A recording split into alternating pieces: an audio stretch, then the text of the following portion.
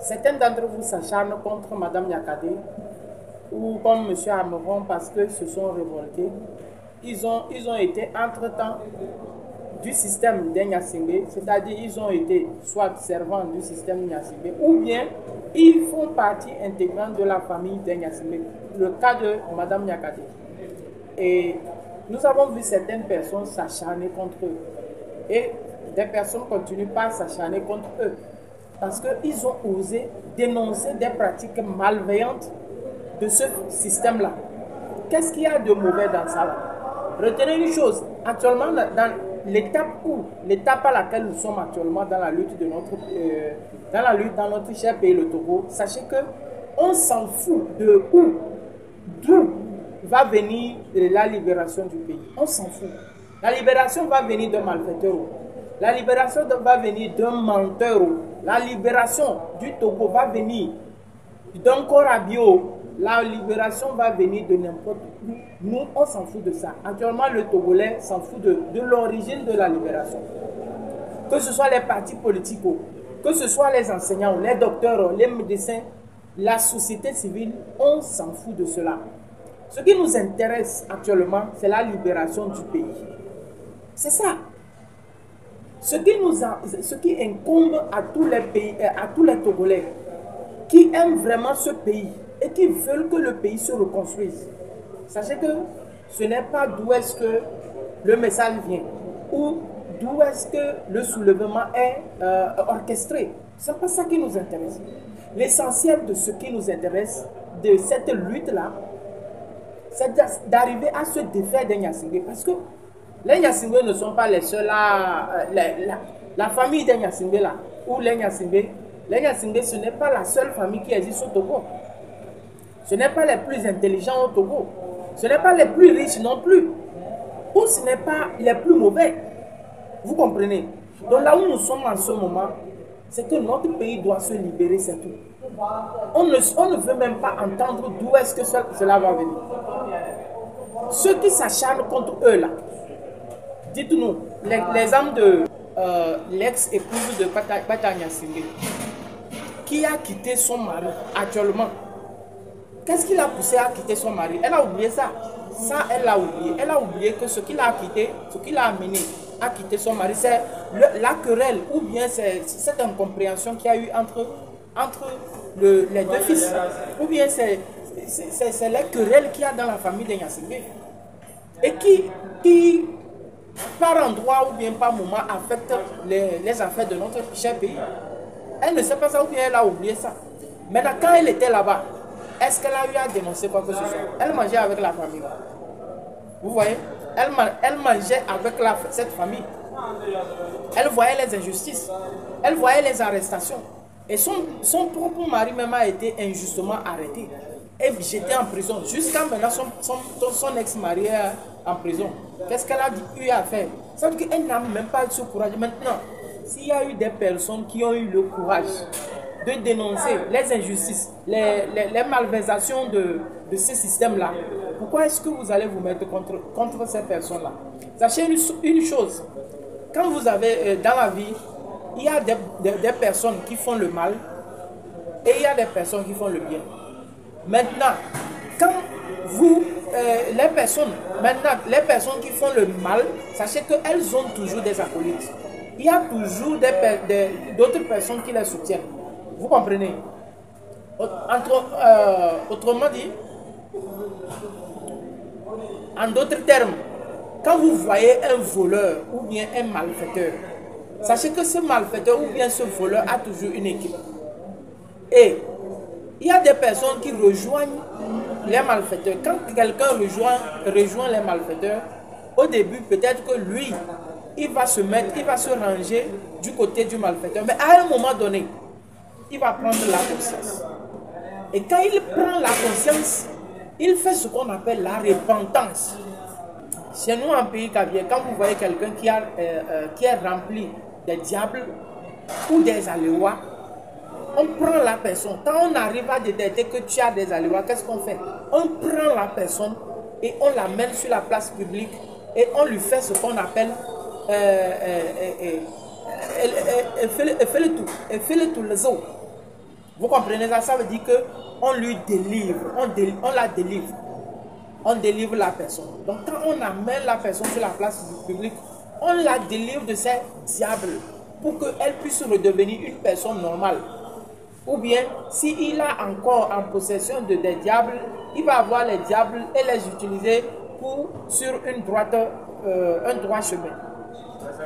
Peut-être pour aider son village, aider sa culture à se développer, etc. Vous voyez? Donc, quand la personne elle-même, quand la personne peut-être ne veut pas se délivrer et qu'on l'attrape par force, quand la personne refuse et on l'attrape par force, on lui fait aussi passer par la délivrance forcée. Donc en réalité, Madame Nyakade a choisi de délivrer le pays ou bien aider le pays à se délivrer. Et là, avant d'aboutir à la délivrance, il y a deux cas. Il y a d'abord le premier cas. Le premier cas, on parle de repentance. La repentance en réalité, c'est que quand vous voyez quelqu'un qui est dans le mal, quelqu'un qui agit avec le gouvernement ou bien le gouvernement d'Enyasingbe, ils sont là dans le vol, ils sont là dans le pillage, ils sont là dans le détournement des fonds. Ils voient, il fait ça avec eux. Peut-être au début, lui aussi, il a eu à faire quelques détournements. Je ne dis pas que Mme Nyakade a fait pareil. Parce que je n'ai aucune preuve que Mme Nyakade a eu à faire un détournement que ce soit. Peut-être qu'elle a vu les détournements quand elle était au ministère. Peut-être qu'elle a vu les arrestations arbitraires. Elle a vu les tortures. Elle a vu les assassinats. Vous voyez, elle a vu comment on a déjà les personnes injustement et par le régime. Elle a peut-être vu ça et elle a à un moment donné pris conscience.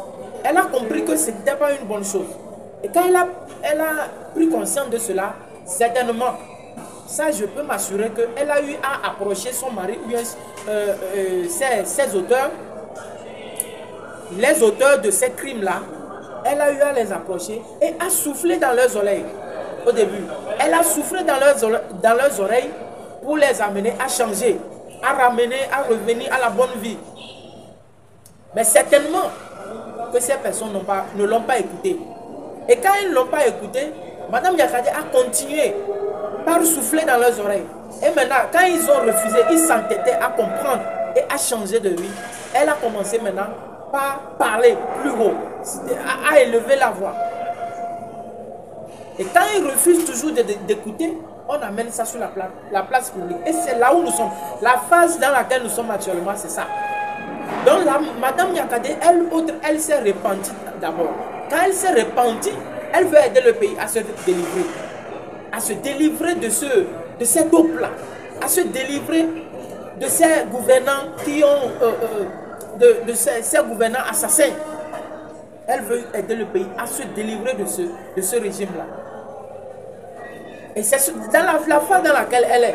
Mais il y a plein de personnes actuellement qui sont dans le système, qui mangent avec le système, qui détournent l'argent, les fonds alloués pour construire des bonnes routes, les fonds alloués pour construire des écoles, les fonds alloués pour équiper des centres communautaires, des centres de santé ou pour construire même des hôpitaux. Il y a des gens actuellement dans le système qui sont en train de détourner des fonds comme ça, des fonds publics. Et il y a d'autres personnes qui voient, mais n'arrivent pas à parler. Vous comprenez la différence qu'il y a entre Mme Nyakade et ces personnes-là. Donc ces personnes, il y a parmi elles ceux qui ne le font pas, qui ne parlent pas par peur.